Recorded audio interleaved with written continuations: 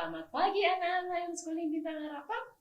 Ya, sebelum kita belajar, kita akan merenungkan firman Tuhan. Sudah siap kalian? Kalau sudah siap, yuk kita sama-sama. Gak ada lagi yang main-main ya. Gak ada yang ngantuk ya. Semua akan menyanyi. Kita bangkit berdiri ya. Yuk kita nyanyi bersama-sama hari Senin sampai hari Minggu. Yang 2 minggu yang lalu ya, kita belajar sama-sama supaya ingat lagu itu lagi ya.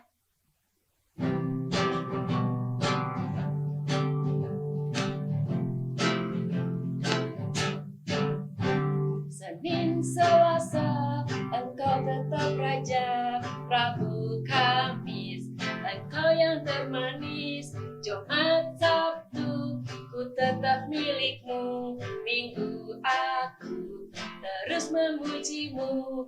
Setiap nafasku engkaulah Yesusku.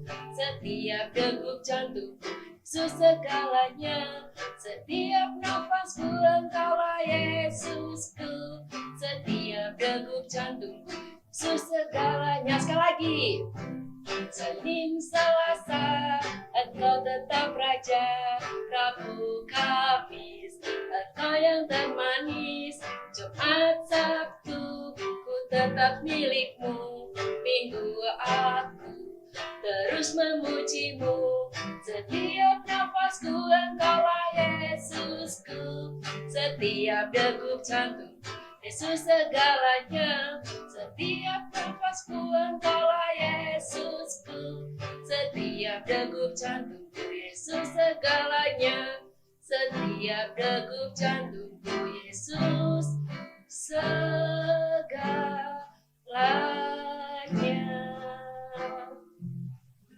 Ya, anak-anak, setiap hari kita harus bersyukur. Dari hari Senin, Selasa, sampai hari Minggu. Karena Tuhan selalu menyertai kita.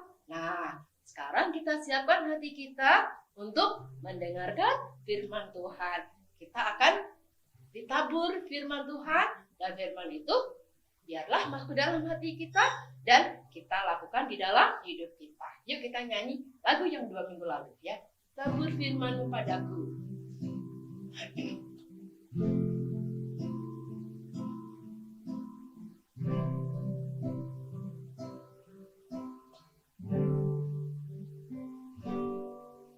Tabur firman-Mu padaku.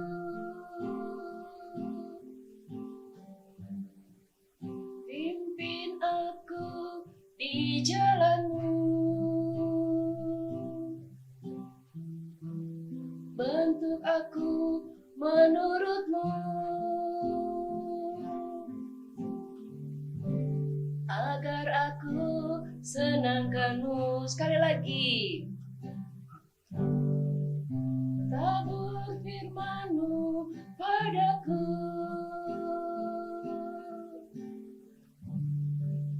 Pimpin aku di jalan-Mu. Bentuk aku menurut-Mu. Agar aku senangkan-Mu. Mari anak-anak kita nyanyikan sekali lagi dengan lebih lembut lagi. Tabur firman-Mu padaku. Pimpin aku di jalan-Mu. Bentuk aku menurut-Mu. Agar aku senangkan-Mu. Mari anak-anak kita bersatu dalam doa. Tuhan Yesus, kami berterima kasih pagi ini kami boleh kembali belajar. Tuhan, kami mau dengar firman-Mu, tolong supaya kami dapat mengerti dan mendengar dengan baik. Terima kasih Tuhan, di dalam nama Tuhan Yesus kami sudah berdoa. Amin. Nah, anak-anak, sebelum Ibu Ika cerita, kamu tanya ya, siapa yang pernah pergi ke pesta? Wah, pasti kalian semua sudah pernah ya ke pesta ya? Pesta ulang tahun atau pesta pernikahan? Ya pasti seneng nggak kalau kita pergi ke pesta? Wah, pasti ya seneng. Gak ada yang sedih ya. Pasti semua senang. Nah, kenapa senang? Karena kita pakai baju bagus, ketemu banyak orang, dan di sana juga bisa makan makanan yang enak ya. Nah, Ibu Ika juga mau cerita.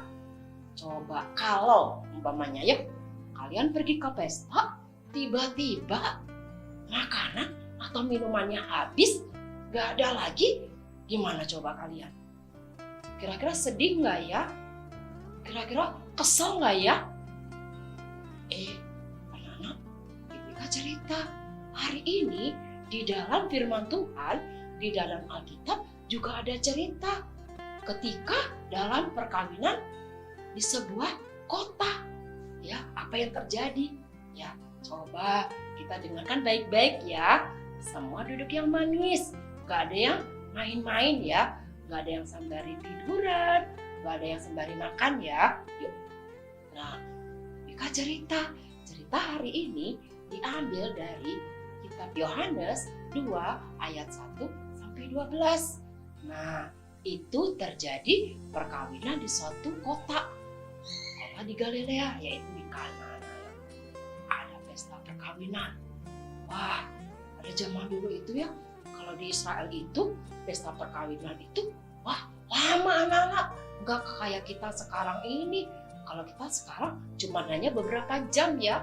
Tapi di Israel itu bisa berhari-hari. Sampai kadang-kadang ada yang 7 hari. Ya, jadi pestanya pesta besar. Nah, pada waktu di Kana ada pesta perkawinan, Ibu Yesus diundang ya di tempat itu. Bahkan Tuhan Yesus, murid-muridnya juga ada di sana. Ya, nah mereka mengadakan pesta, ya. Nah, mereka bersukacita, mereka senang. Tapi apa yang terjadi?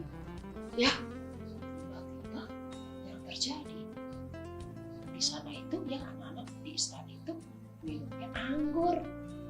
Anggur itu terbuat dari buah anggur yang diperas, yang diproses berhari-hari, bahkan berbulan-bulan, bahkan ada yang lama. Semakin lama air anggur itu semakin enak, ya. Jadi minumannya anggur, anak-anak di Israel itu ya. Di Kana juga sama, minumannya anggur. Nah, pada waktu pesta perkawinan itu berlangsung, tiba-tiba apa yang terjadi? Anggurnya habis. Anggurnya habis, bagaimana ini? Wah, gawat ya. Gawat, anggurnya habis. Wah, gimana ini? Oh enggak, anak-anak. Ibu Yesus waktu itu melihat, tahu yang terjadi. Lalu Ibu Yesus datang kepada Yesus. Ibu Yesus bilang, Yesus, anggurnya habis. Apa kata Yesus? Ibu, apa yang ibu mau dariku? Belum saatnya tiba. Apa sih artinya? Belum saatnya tiba. Maksudnya, ya, belum tiba saatnya kalau Yesus itu berbicara bahwa Yesus itu adalah anak Allah. Lalu Ibu Yesus datang kepada pelayan-pelayan. Dia bilang, hai pelayan-pelayan, lakukan apa yang disuruh oleh Yesus. Ya, lakukan saja. Nah, apa yang terjadi? Tuhan Yesus menyuruh mereka. Nah, di situ ada tempayan. Ada berapa ya tempayannya? 1, 2, 3, 4, 5, 6. Di situ ada 6 tempayan. Tempayan itu tempat air ya, untuk mencuci kaki, mencuci tangan ya. Tuhan Yesus bilang, pelayan-pelayan isi tempayan itu dengan air, penuhin ya. Pelayan itu ingat apa yang dikatakan oleh Ibu Yesus. Dia isi dengan air ya. 1, 2, 3, 4, 5, 6. Semua diisi dengan air, dengan penuh. Lalu Yesus berkata, cedok air itu sedikit, bawa kepada pemimpin pesta. Nurut ya, lalu dicedok, ambil sedikit, bawa ke pemimpin pesta. Pak, ini coba rasain, ya, rasain ini. Pemimpin pesta rasain. Wah, kaget anak-anak. Apa yang terjadi? Wah, enak sekali anggur itu. Tadi yang air itu berubah menjadi anggur. Enak sekali. Dan pemimpin pesta itu panggil ya pengantin lakinya. Sini. Ya. Biasanya kamu kebalik. Biasanya orang itu memberikan anggur itu yang paling enak. Baru yang kurang baik, baru yang kurang enak. Tapi kamu tidak. Kamu sekarang ada anggur yang lebih baik, lebih enak. Mereka bingung anak-anak. Ya, pelayan tahu nggak? Itu dari mana? Tadinya air berubah menjadi anggur. Pemimpin pesta nggak tahu. Ya, pemimpin pesta nggak tahu. Hanya pelayannya yang tahu. Apa yang terjadi? Ada mukjizat. Mukjizat yang Tuhan lakukan. Apa sih mukjizat itu? Sesuatu yang tidak terjadi tetapi bisa terjadi. Kenapa ya? Apa itu? Iya, karena apa? Anggur itu kan biasanya melalui proses, melalui dari buah anggur diproses menjadi minuman anggur.